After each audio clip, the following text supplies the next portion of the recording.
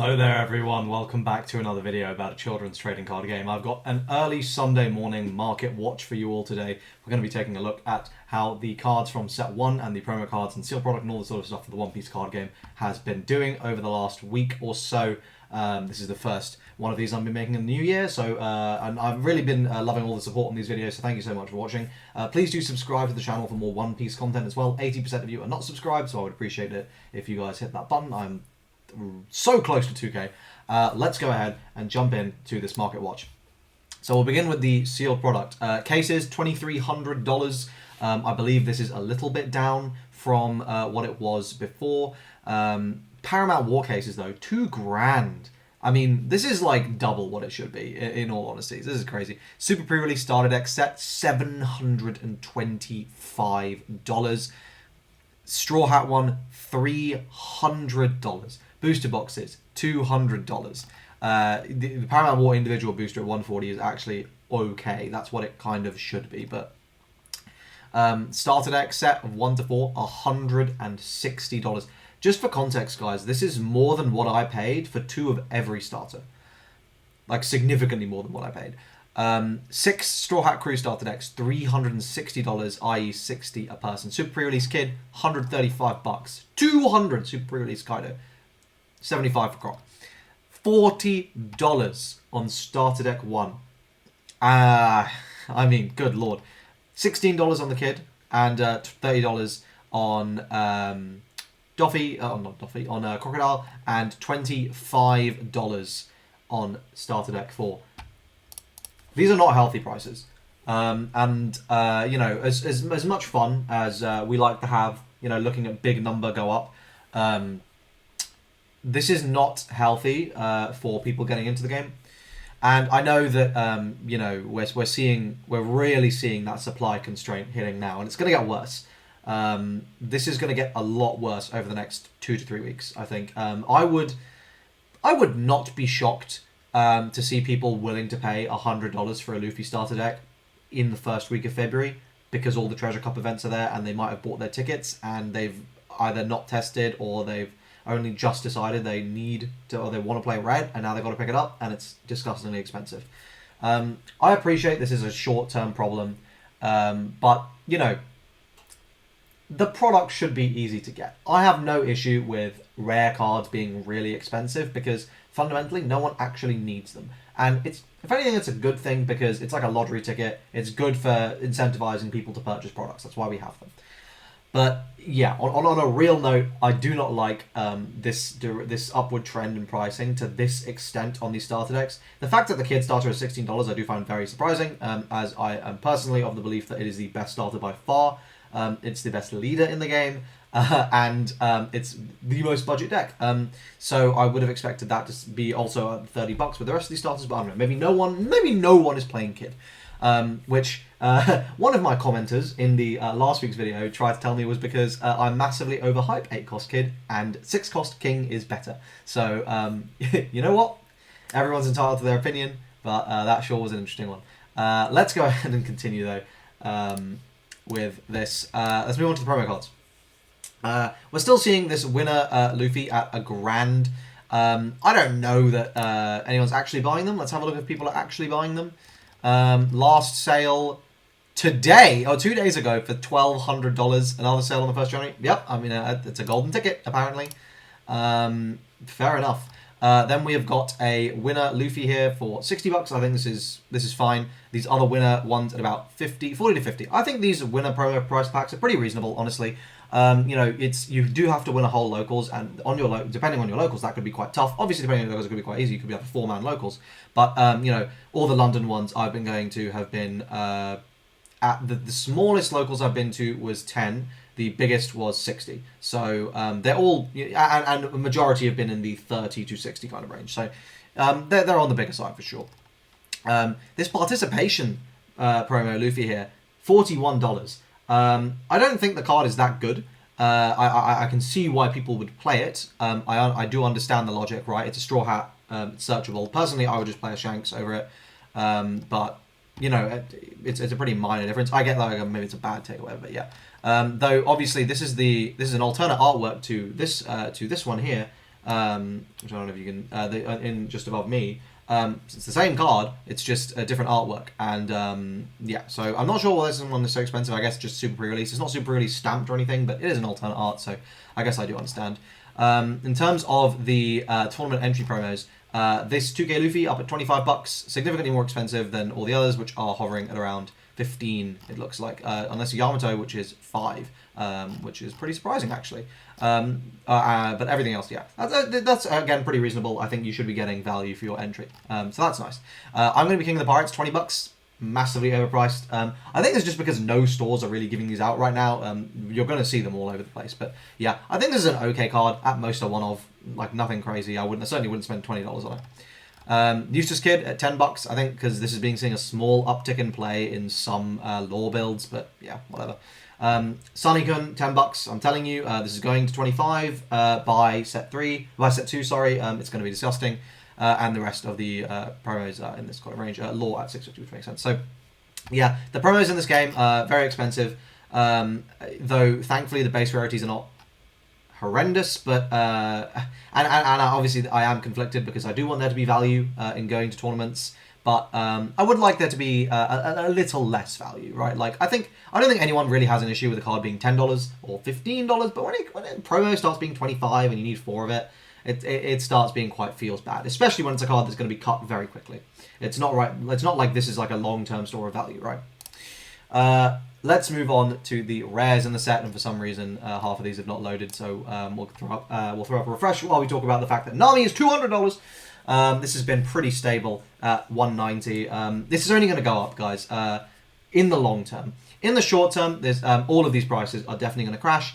We are expecting that restock to come in Feb to March. I am hearing Feb is actually looking possible now. Early Feb, not necessarily, but certainly mid to late Feb is looking more likely than March, so that's good. Glad we're getting it earlier. But basically, all of these alt arts are overpriced at the moment. Whilst I think these will grow in the long term, right, Nami is going to see play from now until the end of time. I think if you want an alt art where you feel okay just splurging money into it because you're going to get value out of it set after set after set, it's going to be Nami. Doffy, maybe a bit risky. It sees play in set 2 for sure. Will it keep seeing play after that? I don't know. Living in the top 5 is always powerful though. Sanji here, I think being super underrated. This has finally been climbing to about $40. I mean, this is a beautiful alt art. Like, it looks so good. And then all the purple stuff at the bottom where it kind of belongs. Leaders. $200 on Zoro. And honestly, this one, I think this is one of the, as tempting as it is for me to sell mine, $200 is so ridiculous. I got it right here. I got it right there. I'm so tempted to just flip this because it's 200. But I think it's going to be worth more when set 2 releases. You know, all of them are out in the market right now. Like, to some extent, people realize that there's going to be more of these coming. So there is kind of a cap on how much people are willing to pay. And that cap is decreasing the closer and closer we get to this second wave. So there is that, worth keeping that in mind. But $100 on Law and Doffy. So we can really see here that these are the 3 most popular main set leaders. Like, it's pretty cut and dry, as these are all hovering in the $100 to $200 range. Blurple Croc at $70, $69, nice. Guys, it's not good. I own it. I play it. It's not good, but you know what? Sure. I'm not complaining. I think it's a great looking card. And I think it's a super fun deck, so that's cool. Luffy, $60. I think it's a great looking card as well. Odin at 50. Blood Kaido at 50. King at 30. I don't know who's buying these kings, but if you want one, I've got one, so hit me up. But yeah, overall, I think these are not very changed from last time. A bit of growth in Doffy, though. I think it was about 70 to 80 last time I checked. So cool to see this guy up so much. I think this is probably the best looking one in terms of the artwork, though I do think Law is the best looking one in terms of like the actual card. Finally, we come on to the main big boys. We got Shanks, Manga Shanks, $724. This looks like it's selling all day, every day. I'll open that and go over that in just a second. Alt Art Zoro, $150. This is probably your second best bet for longevity. Fundamentally, as long as the leader power in this game remains at about 5k, this card is going to be very, very strong. And it's an absolutely phenomenal piece of artwork. Hancock's, I said fuck it, I picked up my playset of Alt Arts.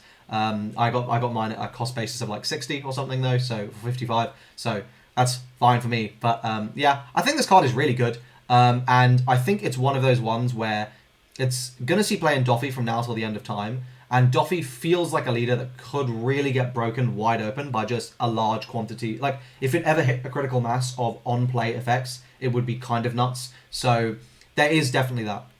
Alt-Art Yamato, constant at 80, basically hasn't shifted. Alt-Art Law, down a bit. I believe it was 95 or so during the week. Now it's down to 80. I do think this card was being a little bit overpriced. It's a really good card. Don't get me wrong. Back when it was down to $30 to $40, I think it was super underpriced. I think 50 to 60 to 70 is kind of where this guy should be. Very powerful card, beautiful artwork, incredibly, incredibly useful, popular character. However, only really useful in one particular deck. For that reason, you know, although it is a 4-of, so for that reason, I think it's kind of, you know, and definitely that doesn't change in going into set 2.